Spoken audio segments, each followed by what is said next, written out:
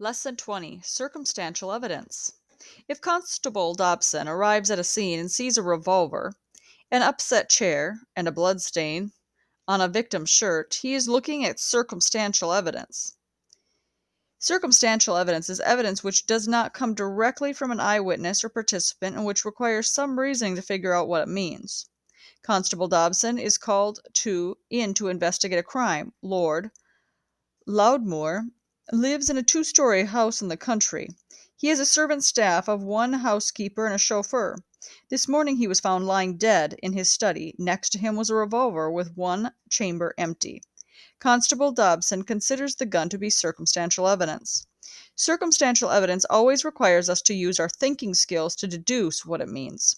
The revolver on the floor could mean some intruder shot Lord Loudmoor while he was sitting at his desk playing solitaire. Or it could mean Lord Loudmoor was enjoying target practice with the figurines on the mantelpiece when he had a heart attack and fell over dead. However, since a bullet wound was found on Lord Loudmoor, there is further circumstantial evidence pointing to a murder.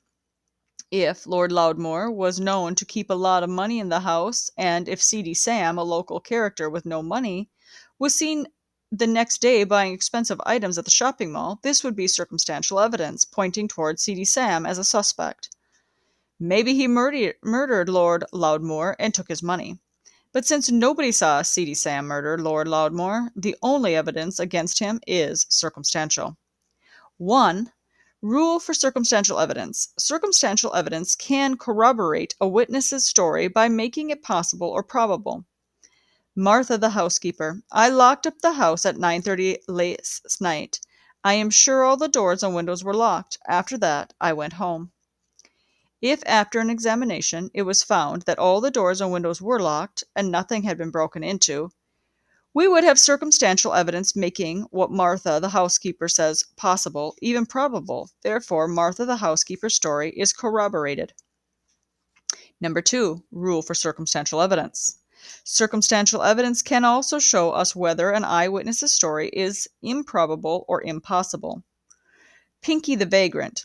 Yes, I know it was Seedy Sam who killed Lord Loudmoor because I saw. I was sleepin' in de bushes like I always do. I was when I sees this Seedy Sam come upon with this long rifle in his end. Well, I sees come up to the window, and then he shoots through the glass. See? Then he throws the gun in the bushes and runs away. From the circumstantial evidence gathered from the scene, Constable Dobson knows that part of Pinky the vagrant stories are improbable and other parts are impossible. Pinky says that the killer fired through the closed window. However, Constable Dobson knows that no door or window in the house was broken into. Also, Dobson knows that the murder weapon was probably not thrown in the bushes because after searching he found nothing, and Pinky's story at best is improbable. 1. Circumstantial evidence needs to be interpreted in order to determine what it means, and 2. Circumstantial evidence cannot lie.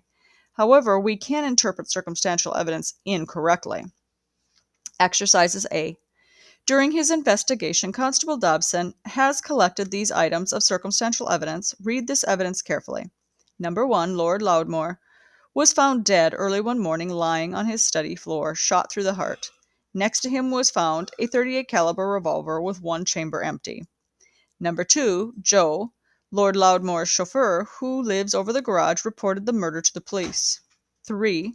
After an examination, it was determined that Lord Loudmoor was shot with a .38 caliber pistol or revolver bullet at close range. The shot resulted in instantaneous death around 10:30 at night. 4. The window of the study, which was on the second floor, was locked. The rest of the outside doors and windows were locked and nothing had been broken into. 5. One of the figurines on the fireplace mantel was shattered, and a .38 caliber bullet was found lodged in the wall behind the mantel. The fireplace is next to the door. 6. Some fragments from the broken figurine were on Lord Loudmoor's coat. 7. Footage from a security camera near the front door shows a man, identified as Dr. Radcliffe, leaving at 9:24 p.m., and Martha, the housekeeper, leaving at 9:31 p.m. The camera recorded no other event that night. Exercise B. Below are some eyewitness accounts, based only on the circumstantial evidence given in the list above. Choose whether the following eyewitness accounts are probably true. There is evidence which supports the statement. Possibly true. Evidence doesn't support or deny the statement but leaves it open.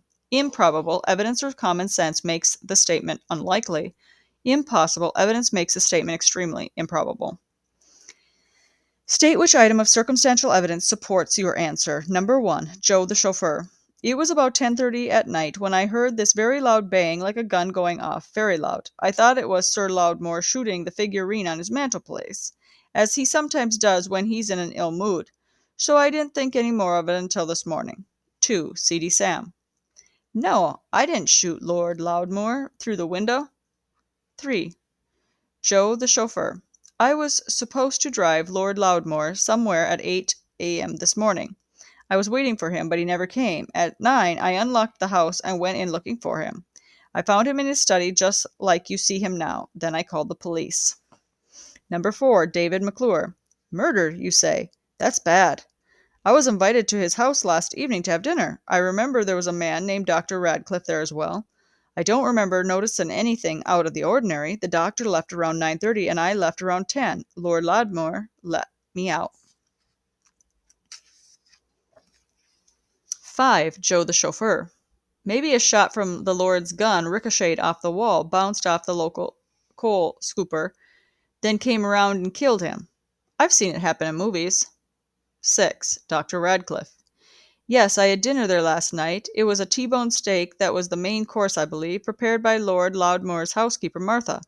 After dinner we talked for a while. A young man named David McClure was there as well. I guess Loudmore had invited him. He seemed like a nice chap. 7. Joe the chauffeur. Indicating the revolver found on the floor. Yes, that is Lord Loudmore's revolver. He normally kept it in his desk drawer. 8. Martha the housekeeper. That figurine must have been broken last night. I remember I dusted them yesterday afternoon, and none were broken at the time. Lord Loudmore breaks a lot of his figurines, though. 9. What do you think Constable Dobson should do next?